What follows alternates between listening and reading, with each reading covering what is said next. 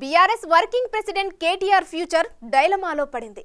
Assembly ఎన్నికలు, లోక్సభ ఎన్నికల్లో అన్ని తానే వ్యవహరించిన గులాబీ పార్టీ చిన్నబాస్ లోక్సభ ఫలితాల తర్వాత పత్తా లేకుండా పోయారు. అసలే సీఎం సీటు దిగాల్సి వచ్చిందన్న బెంగతో కేసీఆర్ ఫామ్ హౌస్ నుంచి బయటకు రావడం లేదు. ఇటు చూస్తే ఒక ఎంపీ స్థానం కూడా దక్కకపోవడంతో కేటీఆర్ పార్టీ శ్రేణులకు నల్లపూస అయిపోయారు. తిహార్ జైలుకు వెళ్లి చెల్లిని చూసొచ్చిన వెంటనే ఆయనకు ఎన్నికల అఫిడవిట్ వచ్చు బిగుసుకుంది. ఆ క్రమంలో ఆయన పోస్టుపై పార్టీలో పెద్ద చర్చ జరుగుతోంది.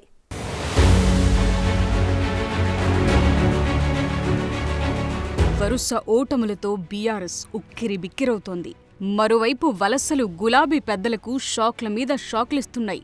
దాంతో పార్టీ మనుగడే ప్రశ్నార్థకంగా తయారైంది. ఇలాంటి పరిస్థితుల్లో పార్టీ వర్కింగ్ ప్రెసిడెంట్గా లోక్సభ ఎన్నికల్లో ఓటమిపై సమీక్షలు నిర్వహించి పార్టీ శ్రేణుల్లో స్థైర్యం నింపాల్సిన బాధ్యత కేటీఆర్దే.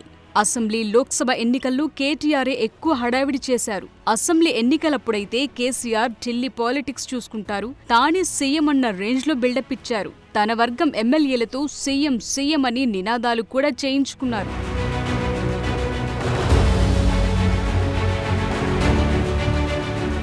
అయితే ఆ కల్వకుంట్ల దొరలు కన్న కలలు ఒక్కటి కూడా నెరవేరలేదు. అసెంబ్లీ, లోక్సభ ఎన్నికల్లో వరుస పరాభవాలతో బీఆర్ఎస్ ఎమ్మెల్యేలు, కీలక నేతలు పార్టీకి గుడ్ బై చెప్తున్నారు.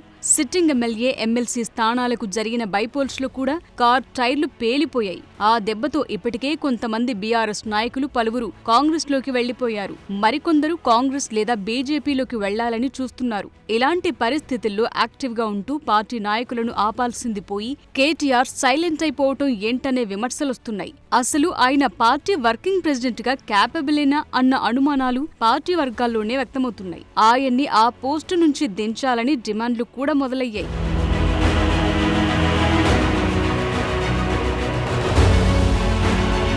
లోక్సభ ఎన్నికల్లో సత్తా చాటుతామని బీరాలు పలికిన ఆయన ఇప్పుడు అవమాన భారంతో బయటకు రావటం లేదని ప్రత్యర్థి పార్టీలు విమర్శిస్తున్నాయి. మరోవైపు ఎన్నికల అఫిడవిట్పై కోర్టు విచారణ, ఫోన్ ట్యాపింగ్ కేసు, గొర్రెల స్కామ్, కాళేశ్వరం ప్రాజెక్టులు అవినీతి, విద్యుత్ కొనుగోళ్లలో అవకతవకలు, ఇలా బీఆర్ఎస్లోని పెద్ద తలకాయల చుట్టూ గట్టిగానే ఉచ్చు బిగుస్తోంది. ఈ పరిస్థితుల్లో కేటీఆర్ కు పార్టీని హ్యాండిల్ చేసే సినిమా లేదని, వర్కింగ్ ప్రెసిడెంట్ పోస్టు తీసి మళ్లీ ఫారిన్ పంపించేస్తే బెటర్ అన్న సూచనలు కూడా వస్తున్నాయట.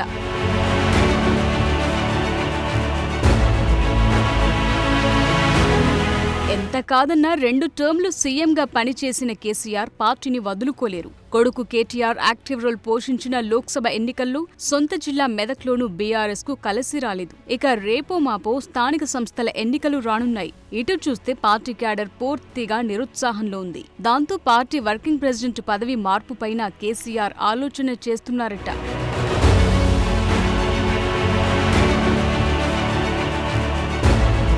ట్రాక్ తప్పిన పార్టీని సంస్థాగతంగా బలోపేతం చేసి ఎలాగోలా గాడిలో పెట్టడానికి కేసీఆర్ కసరత్తు చేస్తున్నారు. అందులో భాగంగా పార్టీ వర్కింగ్ ప్రెసిడెంట్ కేటీఆర్ ను పార్టీలో కీలక బాధ్యతల నుంచి తప్పించాలని భావిస్తున్నారట. కేటీఆర్ స్థానంలో కుటుంబంలోనే మరొకరికి కేటాయించాలా లేదా బయట వ్యక్తులకు ఆ పదవి కట్టబెట్టాలా అనే దానిపై కేసీఆర్ సమాలోచనలు కొనసాగిస్తున్నారంటున్నారు.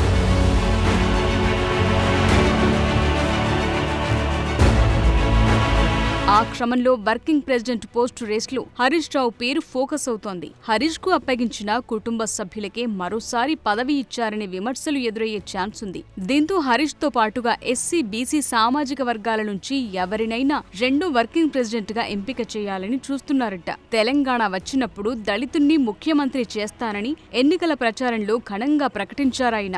గెలవగానే ఆ విషయం మర్చిపోయారు. ఇప్పుడు రెండో వర్కింగ్ ప్రెసిడెంట్ పదవినైనా ఆ వర్గానికి కేటాయించాలని లీడర్ని వెతుక్కుంటున్నారట. మొత్తానికి అలా సాగిపోతోంది కార్ పార్టీ ప్రయాణం.